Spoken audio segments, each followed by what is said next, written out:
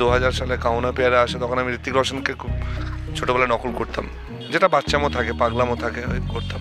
বাড়ি থেকে নর্মালি আমার এই প্রফেশনে যেরকম হয়, মধ্যবিত্ত ফ্যামিলিতে খুব একটা ছিল না, ইচ্ছা ছিল না এই প্রফেশনে আসি। বাবার একদমই ইচ্ছা ছিল না, তো যা হয় পালিয়ে চলে এসেছিলাম কলকাতা।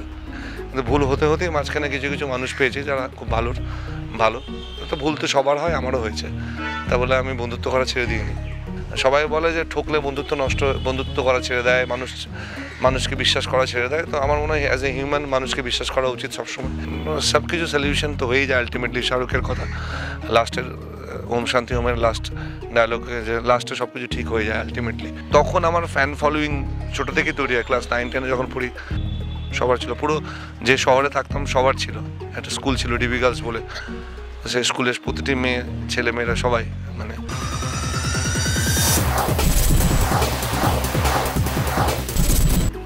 আমরা চলে এসেছি পুতুল টিটিপি সেটে এবং আজকে কিন্তু একটা মহাপর্ব শ্যুট হবে এবং আমরা আমাদের সঙ্গে পেয়ে গেছি আরিফিনদাকে, যে কিন্তু পুতুলের পাশে সবসময় আছে। বলো কীভাবে রয়েছে পুতুলের পাশে? যেরকম সব সিরিয়ালের নায়ক নায়কের পাশে থাকে ঠিক সেরকমভাবে। সামনে কি কি আসতে চলেছে? একদম তো একটা বিপত্তারিণী পুজো, একদম খুব খারাপ কিছু হতে চলেছে। দেখো সামনে একটা ইন্টারেস্টিং গল্পে আসতে চলেছে, আমি স্পয়লার দিচ্ছি না, তাই কিন্তু এটুকু বলতে পারি ইন্টারেস্টিং ঘটনা ঘটতে চলেছে, যেটা দেখতে অবভিয়াসলি ভালো লাগবে। তার থেকে আর বেশি কিছু বলছি না। এখানে সবার সাথে কেমিস্ট্রি কেমন হলো বলো? On screen off screen? Off screen. আমি এমনিতে খুব কম কথা বলি, তুমি দেখতে পেলে আমি নিজের রুমে বেশি থাকি, নিজের কাজ নিয়ে ব্যস্ত থাকি। ওভারঅল সবার সাথে যেটু যা হয়, 4 মাস 5 মাস হয়ে গেল, সবার সাথে সেটা সবার সাথে আমার ভালোই কথা হয়, হাসি ঠাট্টা মজা। খেয়ালির সাথে একটু বেশি সিন থাকে, খেয়ালির সাথে একটু বেশি কথা হয়, তাছাড়া সবার সাথেই ঠিকঠাক। এক্ষুনি তো দেখছেন বোধহয় সিনেমা দেখছিলে নাকি? তো এরকম কি সিনেমা দেখা চলে সবসময়? 24 ঘন্টা সিনেমাই দেখি। নিজের কোম্পানিটা বেশি পছন্দ করো তুমি? সেরকম না, ভালো কোনো কোম্পানি পেলে যার সঙ্গে আমি কথা বলতে পারবো, প্রোডাক্টিভ কথা বলতে পারবো, যার কাছ থেকে কিছু শিখতে পারবো, তার সঙ্গে কথা বলতে ভালোবাসি। তুমি একা থাকতে ভালোবাসো না সবাইকে নিয়ে থাকতে ভালোবাসো, এটা একটু বলো। ডিপেন্ড করে মানুষের উপরে। আমি বললাম একটু আগে কোশ্চেনটা, যে যদি আমি প্রোডাক্টিভ লোকের সঙ্গে থাকতে পারি, যার কাছ থেকে আমি শিখতে পারবো, তাহলে সবার সাথে। আর যখন দেখতে পাই কিছু শেখার নেই, কিছু জানার নেই, তখন আমি একার সাথে। এক্ষুনি বলে মানুষের কথা, তো মানুষ চিনতে ভুল হয়েছে কখনো? সবার ভুল হয়, আমারও ভুল হয়েছে, সবসময় ভুল হচ্ছে, সারা জীবন ভুল হয়। মানে কী স্টেজে তুমি গিয়ে মানুষ চিনতে ভুল করেছো এবং কী বাধার সম্মুখীন হতে হয়েছে জীবনে? কতক্ষণের এটা ইন্টারভিউ? কতক্ষণের ইন্টারভিউ এটা? 5 মিনিটের মধ্যে এটা পসিবল না।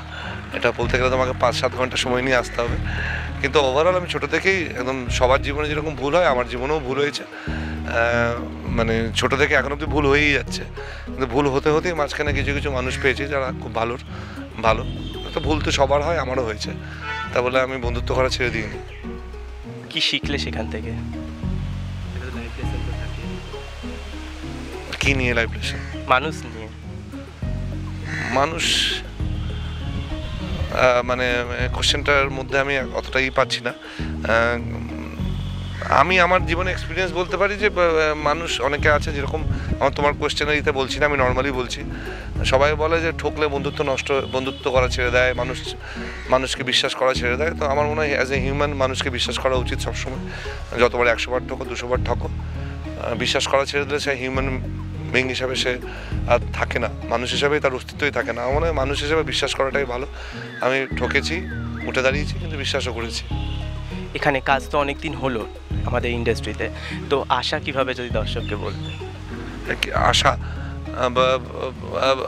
মানে আমার ফিল্ম ইন্ডাস্ট্রিতে আসা, তোমাদের আমি অনেক ইন্টারভিউ দিয়েছি, প্রায় গোটা 100 ইন্টারভিউতে এক কথা বলে এসেছি আমি। তাও আবার সবাই জানে দর্শক, আমি বাড়ি থেকে নর্মালি আমার এই প্রফেশনে যেরকম হয়, মধ্যবিত্ত ফ্যামিলিতে খুব একটা ছিল না, ইচ্ছা ছিল না এই প্রফেশনে আসি। বাবার একদমই ইচ্ছা ছিল না, তো যা হয় পালিয়ে চলে এসেছিলাম কলকাতা পালিয়ে এসেছিলাম। তারপরে 10 বছরের জার্নি, অনেক রকম আছে, অনেক কিছু গেছে, সেটা 5 মিনিটে সত্যি বলা পসিবল না। কিন্তু ওই আর কি, মানে একটু কষ্ট করতে হয়েছে। সবাইকে কষ্ট করতে হয়, আমাকে শুধু না, এটাই। একদম। তো এখানে যা আসলে এবং এতগুলো সিরিয়াল করলে দর্শকের কাছ থেকে কেমন ভালোবাসা পাচ্ছ বলো? দর্শকের অবভিয়াসলি ভালোবাসা তো পাচ্ছি প্রথম থেকে। এখন আমার প্রথম শুরু সিরিয়াল ইরাবতী, চুপকথা, তারপরে খেলাঘর, এরা দুটো সিরিয়াল খুবই ভীষণ পপুলার হয়েছিল, নাম করেছিল। তারপর দুটো সিরিয়াল চলেনি। তো প্রথম দুটো সিরিয়ালে মনে হয়েছিল চলেছে, তারপর দুটো সিরিয়াল চলেনি মানে দর্শক ভালোবাসেনি, এরকমই মনে হয়। কিন্তু ওভারঅল আমি বলতে পারি যে ঠিক আছে, দর্শক যখন আমি 1:1 লোকের সাথে কথা বলি, দর্শক আমাকে ভালোবাসে, দ্যাটস ইট। আমাকে শুধু না, সবাইকে, যারা সিরিয়াল করে সবাইকেই ভালোবাসে, তো আমাকেও তেমনিই ভালোবাসে। তো ঠিক আছে, এখন অব্দি ঠিক যাচ্ছে সব কিছু। কিছু কিছু সময় এসে তো মানুষ ভেঙে পড়ে, মনে হয় যে সামনে আর রাস্তা দেখতে পাচ্ছি না বা কিছু, সেই সময় তোমার কখনো এসেছে? হ্যাঁ, তুমি আমার একটু আগে যখন আমি জীবন মানে কিছুটা তুমি বুঝতেই পারলে, আমি যখন বাড়ি থেকে চলে এসেছি, যখন এই প্রফেশনের জন্য স্ট্রাগল করছি 10টা বছর, কোনো কাজ নেই বা কিছু নেই, তখন তো অবভিয়াসলি জীবনে এসছে। কিন্তু ঠিক আছে, ভেঙে পড়িনি। ভেঙে পড়লে তোমার সামনে দাঁড়িয়ে থাকতে পারতাম না।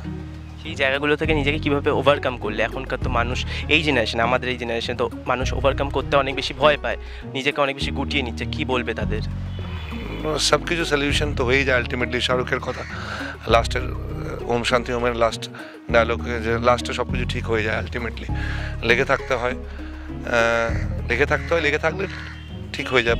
প্রবলেম তো হবেই, সলিউশন নিজে নিজে ঠিক হয়ে বেরিয়ে আসে। ঠিক খালি সেই সময় যখন প্রবলেমটা আসছে, সেই সময় আমার মনে হয় একটু নিজেকে ঠান্ডা মাথায় চুপচাপ একটু ধৈর্য ধরে নিজেকে আটকে রাখতে হয়।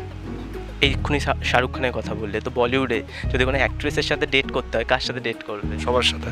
সবার সাথে এরকম একটা বলা যাবে না, অনেকে প্রিয় আছে। দীপিকা থেকে শুরু করে শ্রীদেবী থেকে শুরু করে নেই এখন, দীপিকা থেকে সবাই অনেকে আছে। একজনের পক্ষে পার্টিকুলার এভাবে ডেট বলাটা, কোনো জনকে ছোটো করা হবে, অনেকজনকে ভালো লাগে। যদি কোনো অ্যাক্টরের লাইফ একদিনের জন্য কাটাতে হয়, তাহলে কার লাইফ কাটাবে? আমি সেরকম করে ভেবে দেখিনি এরকম না, মানে এখন ভাবতে পারছি না, এভাবে মনে হয়নি কোনোদিন একদিনের লাইফ কার কাটাবো। অ্যাক্টরের লাইফ শাহরুখ খান, তুমি বললে বললাম, আমার এরকম মনে হয়নি। তুমি কাকে আইডল মনে করো? অনেকজন আছে আইডিয়াল, অনেকজন আছে, একটা করে আইডিয়াল না। মানে অ্যাক্টিং প্রফেশনে বলছো না, এমনি অ্যাক্টিং প্রফেশনে এইভাবে আইডিয়াল বলতে দেখো বিভিন্ন রকম, মানে আমার আমির খানকেও ভালো লাগে, শাহরুখকেও ভালো লাগে। তো সব কিছু মিলিয়ে একজন পার্টিকুলার আইডিয়াল ঠিক কাউকে আমি ঠিক মনে করি না। ছোটোবেলায় মনে হতো, যখন আমি কিছু বুঝতাম না, যখন আমার জ্ঞান ছিল না, যখন কম বুঝতাম, তখন মনে হতো ঠিক আছে, এর মতো হতে হবে। কিন্তু এখন ম্যাচুরিটি হওয়ার পর মনে হয় যে সব কিছু মিলিয়ে একজনের নাম বলতে পারবো না। ছোটবেলা থেকে তো সবাই কাউকে না কাউকে দেখে কারোর কোনো একটা কিছু হওয়ার ইচ্ছে জাগে, তোমার কাকে দেখে এই ইন্ডাস্ট্রিতে আসার ইচ্ছে জেগেছিল? ঋত্বিক রোশন। ডান্স পান সব কিছু মিলিয়ে?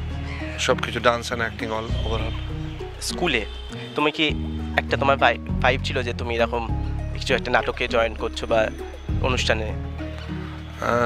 ছোটো, তুমি আমার প্রথম ইন্টারভিউ নিচ্ছো তাই জন্য জানো না হয়তো, কিন্তু আমি বলেছি আমার ছোটোবেলাতে আমার খুব পাগলামো বোকামি ছিল। ছোটোবেলা আমাকে আমি যখন 2000 সালে কাউনা পেয়ারা আসে, তখন আমি ঋত্বিক রোশনকে খুব ছোটোবেলায় নকল করতাম।